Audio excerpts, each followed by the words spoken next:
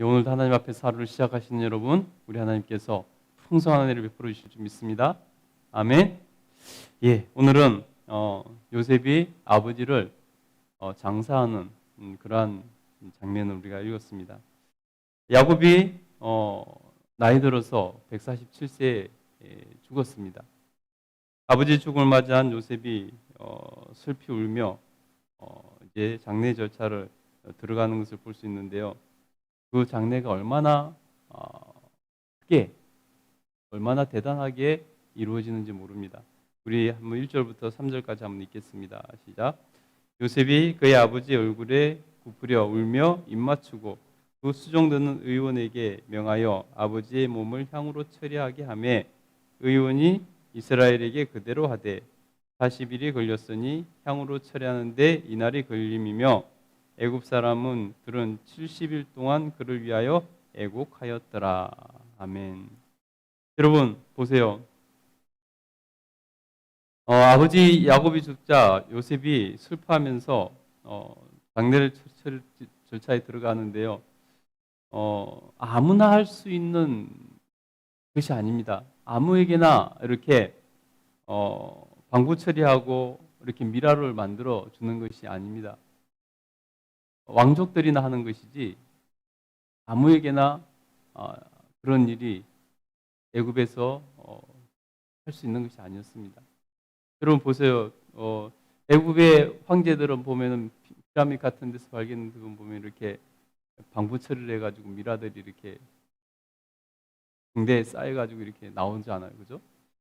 근데 지금 한낱 이방인인 가나안 땅에서 가뭄을 피해서 왔던 그 사람 야곱을 왕에 준하는 그러한 모습으로 이렇게 해주는 것을 볼 수 있습니다. 여러분 이거는 아무리 돈이 많다고 마음대로 할 수 있는 것도 아니고요. 아무리 계급이 높다 해서 함부로 할 수 있는 것이 아닙니다. 왕이 그것을 허락했기 때문에 가능한 것이고 왕이 그만큼 요셉을 귀하게 여기고 또 요셉과 그 가족들이 얼마나 대접을 받고 있는가 하는 것을 알 수가 있다는 것입니다. 여러분 보세요. 그 방부 처리하는데 무려 40일 동안이나 걸리는 작업이라는 것입니다. 속전속결로 할 수 있으면 금방 했겠죠. 근데 무려 40일 동안이나 걸려야 그것이 가능한 일이기 때문에 40일 동안이나 했고 애굽 백성들은 며칠 동안 지금 애국했다고 기록되어 있죠? 70일 동안 애국했다. 여러분 이거는 보통 일이 아니죠. 기록에 의하면은 애굽의 황제, 이집트의 황제가 죽을 때 72일을 애국한다고 합니다. 72일. 황제가 죽을 때 72일 애국하는데 지금 거의 황제에 준하는 이틀 빠지는 황제에 준하는 동안 백성들이 애국했다는 것입니다. 여러분 이거는 보통 일이 아니죠. 보통 대우받는 것이 아니고 보통 존귀함을 받는 것이 아니라는 것입니다. 하나님의 사람들은 세상에서도 승리하는 삶을 살아야 되는 것입니다. 세상 사람들과 관계에서 이렇게 존귀 여김을 받을 수 있도록 대우받을 수 있도록 이렇게 할 수 있어야 된다는 것입니다. 그것이 우리가 하나님 앞에서 마땅히 그리스도인으로 살아감을 또한 증명하는 것이 될 것입니다. 여러분 우리는 하나님께서 세상을 향해서 구원을 외치고 세상을 하나님께 합당한 곳으로 이끌어가기를 원하시지만은 세상과 척지라고 말씀하시진 않았습니다. 세상에 나가서 이웃을 사랑하는 모습을 보이고 그리스도의 덕을 세우며 하나님께 영광 돌려드리는 삶을 마땅히 살아내야 된다는 것입니다. 그럴 때 그들도 우리를 대적하거나 무시하는 것이 아니라 이렇게 요셉을 대우하는 것처럼, 그래서 요셉의 아버지 야곱을 이렇게 대우하는 것처럼 이렇게 우리에게 할 것이라는 것입니다. 오늘 황제가 요셉을 얼마나 고마워하고 대우하고 있는가를 우리는 충분히 알 수 있는데, 그 뒤에 보면은 애굽의 백성들뿐만 아니라 어떻게 보면 요셉의 정적이 될 수도 있는 고위 관리들조차도 다 함께 애국하는 것을 볼 수 있습니다. 여러분, 지금 그런데 그 장례가 애굽에서 이루어지는 것이 아니라 애굽에서 출발해서 가나안으로 향하고 있는 것을 볼 수 있습니다. 여러분, 장지로 따지면은, 장례 지내는 장지로 따지면은 가나안보다 애굽에 훨씬 좋은 장지들이 많이 있을 것입니다. 그렇지 않겠습니까, 여러분? 훨씬 애굽 땅이 풍요로운 땅이고 훨씬 더 객관적으로 보면은 좋은 땅 아니겠습니까? 그런데 굳이 야곱은 자기를 그 가나안 땅에, 그 부모들이 묻힌 그곳에 함께 묻어달라고 했을까요? 요셉은 그 정도로 왕에게 신임을 얻고 대우를 받고 있다면은 애굽에서 가장 좋은 장지를 차지하고 그곳에다가 묘를 쓰고 그렇게 장사할 수 있었을 것입니다. 그럼에도 불구하고 굳이 가나안 땅까지 그 먼 여행을 하면서 혼자 가는 것도 아니고 장래의 길을 그렇게 할까요?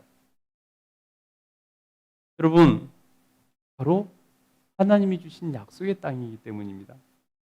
애굽은 아무리 좋을지 모르지만은 그곳은 하나님 주신 땅이 아니라 그것은 단지 거류민에 불과할 뿐이라는 것입니다. 나그네라는 것입니다. 하나님께서 주신 약속의 땅은, 그들이 궁극적으로 추구해야 될 약속의 땅은, 그들이 돌아가야 될 땅은 가나안 땅이라는 것입니다. 그래서 아브라함부터 약속한 그 땅에 하나님의 그 약속에 동참한다는 것을 의미하는 것입니다. 그래서 조상들이 묻힌, 할아버지가 묻히고 아버지가 묻힌 그곳에 야곱은 묻히기를 소원했고 요셉은 그 소원에 따라서 그곳에 가서 장사하는 것을 볼 수 있습니다. 여러분, 우리가 이 세상에 살아갑니다. 그러나 여러분, 우리가 이 세상에서 영원히 살 것처럼 이 세상을 추구하는 삶을 살아서는 안 된다는 것입니다. 우리는 야곱이 애굽에 살면서도 가나안을 추구하는 삶을 살았던 것처럼, 하나님이 약속하신 그 약속의 땅을 추구하며 살았던 것처럼 우리도 마땅히 이 땅에 살지만은 우리의 약속의 땅, 하나님이 약속하신 저 천국, 하나님의 나라를 소망하며 살아가야 될 줄 믿습니다. 이 땅에서 영원히 살 것처럼 이 땅에 소망을 두고 살 것이 아니라 하나님 나라를 소망하며 이미 시작된 하나님의 나라, 예수 그리스도께서 이 땅에 오심으로 선포하심으로 시작한 하나님 나라가 이 땅에서 실현되기를, 삶의 사는 동안 맛보기를, 그래서 이미 시작된 천국을 이곳에서 살아내며 연습하고, 그래서 온전하게 하나님의 천국에 들어가서 하나님과 동행하며 하나님과 함께 거하는 삶을 살아야 된다는 것입니다. 여러분, 연습이 안 되면요 굉장히 어색합니다. 물론 연습이 안 되면은 천국에 들어가기도 힘들지만은, 여러분 들어갔다 치더라도 여러분 연습이 안 된 사람끼리 모여 산다는 것이 얼마나 어색합니까? 어느 날 길을 가다가 생판 처음 보는 사람이랑 한 방을 쓰게 됐다고 생각해 보세요. 어떻겠습니까? 굉장히 어색하고 굉장히 불편하고 그러면 그곳은 천국이 될 수가 없는 것입니다. 그렇잖아요. 길을 가다가 생판 모르는 사람이랑 저녁이 돼서 갑자기 한 방을 써서 잠을 자게 됐다고 한번 생각해 보세요. 얼마나 불편합니까? 그것이 평안한 곳이 될 수 있겠습니까? 그것이 천국 같은 곳이 될 수 있겠습니까? 이 땅에서 그래서 우리는 하나님과 동행하는 연습을 해야 되는 것입니다. 하나님과 함께 거하는, 함께 사는 연습을 해야 되는 것입니다. 천국이 무엇입니까? 천국이 어디입니까?